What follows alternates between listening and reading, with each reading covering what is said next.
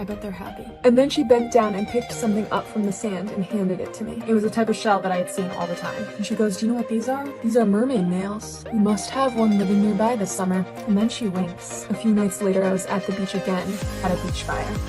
And that's when I made a huge mistake. So a few nights later, we were having a beach fire, and it was really fun. Everyone was drinking, it was getting pretty rowdy. I was a couple of beers deep, and then one of my friends proposes that we play truth or dare. So we're going around, and of course I'm feeling tipsy and therefore bold. So when it's my turn, I choose dare. And this guy Eddie, who was a few years older than me, dared me to go climb up one of the big rocks, jump off into the ocean, and swim all the way in. But since hearing about this creature in the ocean, I hadn't gone in past my waist. But as I said, I was feeling drunk and brave, so I said fine. So I stripped down ass naked and I start walking towards the rock, and everyone's drunkenly cheering, but as I get further away, their cheers become quieter, and soon it's just me and the wind and the sound of the ocean. And I'm starting to get cold because even down her arm, it's like a pretty deep scratch and it's bleeding. It's like not too bad, but it still looks like it probably stings. And she's crying because she's freaked out, so I go to the bathroom and clean it up. And what's weird is none of the other girls come out of their room. Be like, haha, got you. They all pretend like they're still sleeping. Michaela's like, that was not cool of them. And I agreed with her, it wasn't cool of them. She was like, actually had a wound from it. So the next morning we're all waking up and Michaela's really pissed. She's like, guys, that was really messed up what you did last night. You took it way too far. She's like, Roxy, I know you were pissed that we pranked you guys, but I never touched any of you. I never tried to hurt any of you. That was so aggressive that you scratched me. And all three of them genuinely look shocked. Like they have no idea what Michaela's talking about. Roxy's like, none of us came into your room last night. And then Roxy's dad comes into the house. He's like outside working in the yard or something. And he's kind of pissed. He's like, you girls left the front door wide open last night. And he's like, and why was there a kitchen knife on the front porch? What were you guys doing? That's an expensive knife and it could have gotten rusty. And we all look at each other because none of us went out the front door. So people were claiming at this other beach in town that something was hitting them in the water. And they couldn't see what it was, but a few people had described the same sensation. The feeling of a really hard, blunt kind of punch in the water. So Lexi and I start to suspect that whatever's hitting people at that beach also hit me a few days earlier. And even though it was only July 19th, Lexi and I decided that it wasn't safe to swim behind the rock anymore. But I still would obviously go to the beach, and my favorite time to go was early in the mornings. And usually it would just be me at the beach at that time of day. But one morning I came down, and the same old lady that thought that there had been a third girl swimming with us that one afternoon was standing there on the shore of the beach. She was just standing there with her feet in the water, but when I walked by, she turned around and she goes, "It must be a beautiful life out there. I bet they're happy." And then she bent down and picked something up from the sand and handed it to me. It was a type of shell that I had seen all the time. And she goes, "Do you know what these are? These are mermaid nails. We must have one living nearby this summer." And then she winks. A few nights later, I was at the beach again at a beach fire.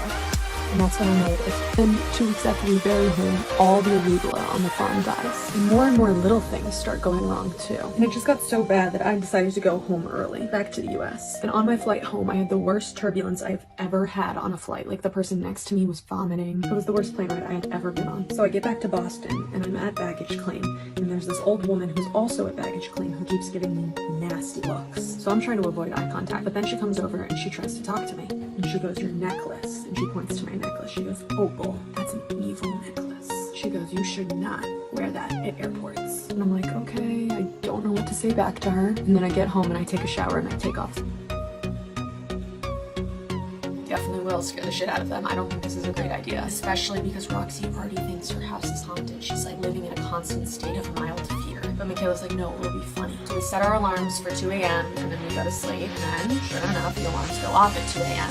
We wake up. Michaela's like, okay, let's put the ski masks on. So we go into their room with our ski masks on. It's 2 in the morning and we start making a lot of noise and screaming. And of course, the other girls are super scared. And then we turn all the lights on and we reveal it's just us. And they're all pissed, but Roxy especially is pissed. She's like, guys, that really wasn't cool. I was actually scared. But honestly, no one really thought it was funny besides Michaela, so it's just a failed prank. And then we all go back to sleep. And then this is where things start to get creepy. Michaela and I are sleeping in our room, and I have no idea what time this must have happened. It had to be after 2 a.m., but maybe it was like 3 in the morning or 4 in the morning. But I wake up and Michaela's screaming. She's like, turn the lights on, someone's in our room. So I jump out of bed and I turn the lights on, and Michaela has this horrible cut going up and down her arm. It's like a pretty deep scratch and it's bleeding. And made sure the windows in the house were locked at all times after that. My parents canceled all their business trips for the next 2 months because they didn't want me home alone. I didn't receive any sketchy mail after that though. Randy still came by and delivered stuff pretty regularly. One day he asked me if I had gotten any more creepy mail, and I told him no, and he looked genuinely relieved. I was grateful for Randy. He was so kind and genuine, and I felt like he would actually protect me in case anything bad happened. I asked him if he had seen the woman, or anyone, walking down the road since that one woman he saw. He paused and then sighed. He said, yeah, I actually did see her again a few days ago, on your road. I didn't want to tell you because I know you've been dealing with a lot of stuff, and to be honest, I'm not even really sure it's related, he said. I told him that I wasn't sure it was relevant either. It could just be a nice lady going for a walk, getting some fresh air. Eventually, after a few months, my parents started to relax and get more comfortable. I still hadn't received any more stalker mail, and they didn't know about the walking lady that Randy had told me about. I had never mentioned it to them. Then, 2 weeks after we bury him, all the arugula on the farm dies. And more little things start going wrong too. And it just got so bad that I decided to go home early, back to the US. And on my flight home, I had the worst turbulence I've ever had on a flight. Like, the person next to me was vomiting. It was the worst plane ride I had ever been on. So I get back to Boston, and I'm at baggage claim. And there's this old woman who's also at baggage claim who keeps giving me nasty looks. So I'm trying to avoid eye contact, but then she comes over and she tries to talk to me. And she gives me a necklace, and she points to my necklace. She goes, oh boy, that's an evil necklace. She goes, you should not wear that at airports. And I'm like, okay, I don't know what to say back to her. And then I get home and I take a shower and I take off.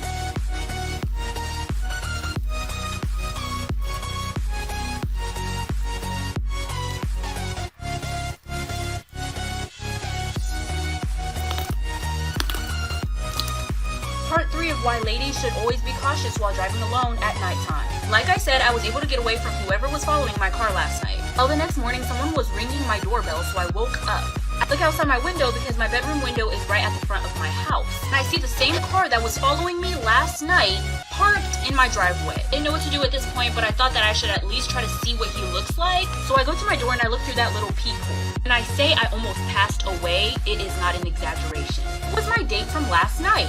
I swing open my door and I'm like, motherfucker, how did you find me? I didn't give you my address. I straight up confront him. I'm not playing around. I said, were you following me last night? He goes, oh, I just forgot to get your number. At the moment I was thinking he could be telling the truth because we did only talk through that online dating app. We never exchanged numbers. So I went ahead and gave him my number and didn't think much of it. That was a big mistake. The next day I woke up to 200 missed calls and 50 texts from So Lucy's running away from me in the mall. I sprint after her. She's super fast, she rounds the corner, and then I can't find her after that. I start crying. I have no idea why my best friend ran away from me. So I sit down on a bench in the mall. I'm still crying, really overwhelmed. Then I hear someone say my name. So I look up, and it's Lucy's uncle, Uncle Mike. He asks what's wrong, and I tell him. He's being super nice and comforting, and then he starts rubbing my back, which made me uncomfortable, but I don't say anything. Then he offers to give me a ride home, and I say, no, I can just call my parents. And he goes, just let me give you a ride, come on. But the way he said it the second time gave me goosebumps. It was aggressive. Like he wasn't asking me, he was telling me. So I stand up and step away from him and say, you're making me uncomfortable, I'm calling my parents. Mike glares at me, and then he says, no one likes a tease. And he walks away. I told my parents what happened, and they immediately called Lucy's parents. Apparently, Uncle Mike had taken a liking to me, and he found out that I was going to be at the mall that day with Lucy, and Mike paid her $100 to run away and leave me alone with him. He told Lucy that I liked him too, and that she was being a good friend by giving us alone time. I never spoke to Lucy again.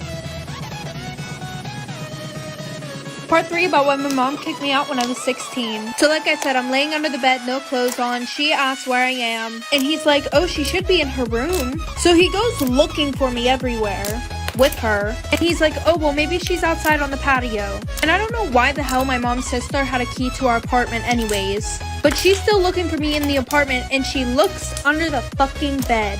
And at first she's like, oh my god, what did he do to you? And I'm trying to tell her nothing, like I made that decision on my own. So she calls my mom right away. My mom comes home, she's screaming at me, and she kicks me out. So I go to my grandma's house, and I told my grandma what happened. And my grandma calls her, and she's like, it's not her fault that you gave her daddy issues. And I'm like, bruh, what the fuck? Child, anyways. So then she goes on Facebook and starts posting about how I'm a whore and a slut and how, like, it isn't her boyfriend's fault at all. So now I live with my grandma. This is part 3 of a girl trying to fight me in school for no reason. So there I am, standing, tapping my face, being like, alright, hit me, please do. And mind you, the entire time, I knew that like this whole argument was bullshit and that it was really dumb and she was gonna regret doing this in front of everybody because she had no valid reason to even be getting mad at me in the first place. So I was really calm the entire time. I didn't stoop to her level, I didn't start shouting at her, I just stayed calm. So I was like, alright, you really believe your ex-boyfriend over me? Then, you know what, you wanna fight? Let's go, hit me. And it just kept going back and forth of her being like, oh, I wish I could hit you. And I'm like, so do it. And she's like, oh my God, I would punch you in the face. And I was like, so then do it. And then everybody else around us, like all the popular kids that came to watch this so-called fight, started like going to their next class because they were like, nah, she's not doing shit. Then her friend dragged her away from me.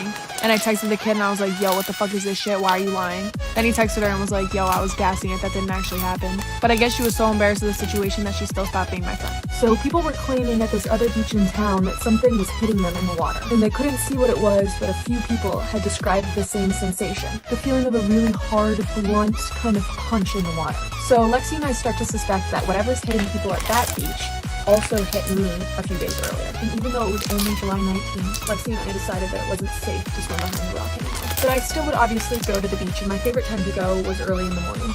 And usually it would just be me at the beach at that time of day. But one morning I came down, and the same old lady that thought that there had been a third girl swimming with us that one afternoon was standing there on the shore of the beach. She was